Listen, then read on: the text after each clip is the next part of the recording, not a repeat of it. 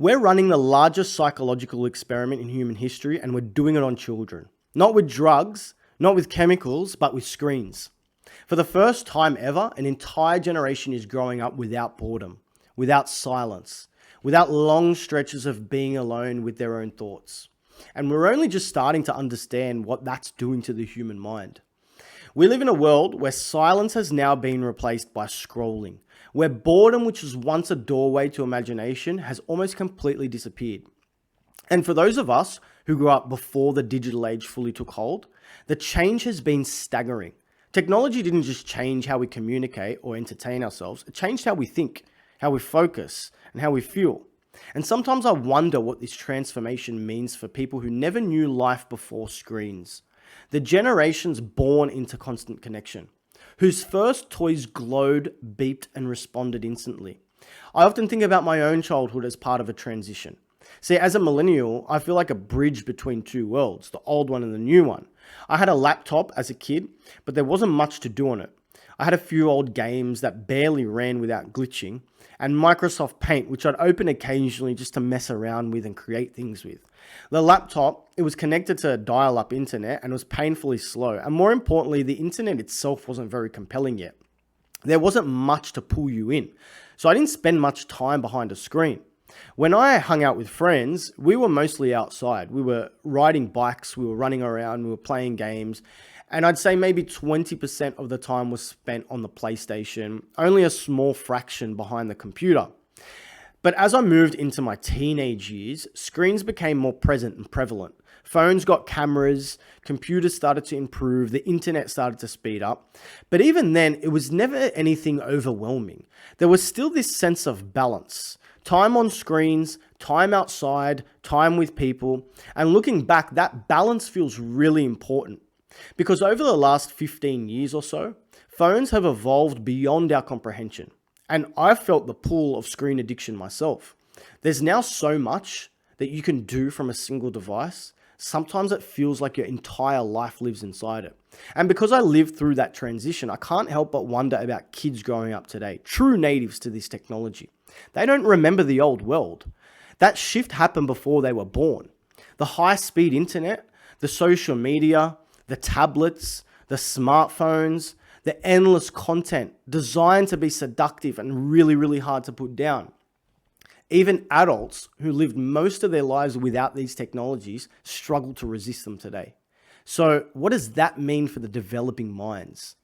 That question is what led me to a book called Glow Kids by addiction neuroscientist Dr. Kardaras, and the first chapter genuinely stunned me. Kardaras tells the story of a teenage boy who entered a psychiatric clinic with symptoms that looked like psychosis. So what followed completely changed how I think about these technologies. This teenager had developed something called gaming-induced psychosis. So he was a dedicated World of Warcraft player. He played 10 to 12 hours a day. He became severely sleep deprived. He stopped eating properly. He stopped leaving his desk. And at one point, he wouldn't even get up to use the bathroom. He'd keep jars beside himself. And the line between fantasy and reality had begun to dissolve for him. He was experiencing derealization and depersonalization, which are psychological states where the world feels unreal and the self-detached. And he was hospitalized for a month, put on antipsychotic medication. And what struck me the most about this case was that it was the first time I'd ever heard of gaming being a trigger for psychosis. During my years studying psychology at university, we talked extensively about trauma-induced psychosis, substance-induced psychosis, but never gaming. And it forced me to confront something deeply uncomfortable. That we've opened the floodgates to a generation of technologies that, much like drugs, have the ability to alter brain chemistry. As Kardaras puts it, screens, video games, and social media function as digital drugs. They stimulate the same reward circuits as substances like cocaine and heroin. They flood the brain with dopamine. They reinforce compulsive behavior. And the result isn't just heavy use, it's addiction, behavioral addiction, that mirrors substance dependence at the neurological level. But what I found even more interesting was that the book didn't stop at neurobiology. It asked a deeper question. Why are young people so drawn to these digital worlds in the first place?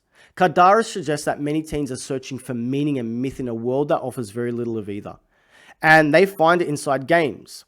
He draws on thinkers like Carl Jung, who argue that humans are hardwired to seek archetypal stories, especially the hero's journey.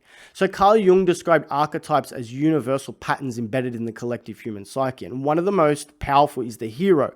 And we see the hero everywhere, in our films, in sport, in religion, in the stories we tell ourselves within the culture. A classic example is the story of David and Goliath. So a young shepherd faces an overwhelming enemy, and against all odds he wins, not through brute force, but through courage and precision. And that story resonates across cultures because it mirrors something deeply human, the desire to confront chaos and emerge stronger. And teenagers, especially boys, are drawn to these narratives instinctively. Their brains orient towards challenge, towards adventure, towards status within a group. They crave belonging. They crave a sense of competence. They want a role to play. And games like World of Warcraft provide all of that. You have a quest, you have a tribe, you have a hierarchy where effort and skill are rewarded. And for someone who feels invisible or powerless in the real world, the digital space can feel meaningful in a way that nothing else does. And this is where the conversation becomes more complicated, because this isn't just a story about addiction, it's a story about meaning. On one level, screens act like digital drugs. They hijack attention, they rewire reward systems, but on a deeper level, they've become the stage where our unmet psychological and spiritual needs play out. In a world that often feels shallow, fragmented, and stripped of myth, people look elsewhere. And digital worlds are always available. They're always responsive. They're always validating. They offer heroism without the risk, and belonging without the vulnerability, and achievement without the long-term consequence. And what Glow Kids made me realize is that simply telling people to reduce screen time completely misses the point. Because you can't remove something this powerful without offering an alternative. If young people are starved for meaning, they will seek it wherever they can find it. So the real challenge isn't just technological then, it's cultural. How do we reinforce real-world spaces that offer challenge, purpose, and belonging? How do we create environments where boredom isn't feared, but it's welcomed as the beginning of imagination? How do we offer stories, communities, and rites of passage that satisfy the same deep needs these glowing screens now exploit? Technology didn't create these needs, it simply learned how to feed them. And until we address the underlying hunger for meaning, for connection, for significance, the pull of digital worlds will only grow stronger. This isn't a call to reject technology, it's a call to understand it. Because once you see what it's actually doing, both to the brain and to the psyche, it becomes clear that the real question isn't whether screens are good or bad. The real question is whether we're willing to build a rich enough world that people don't need to escape into glowing ones just to feel alive.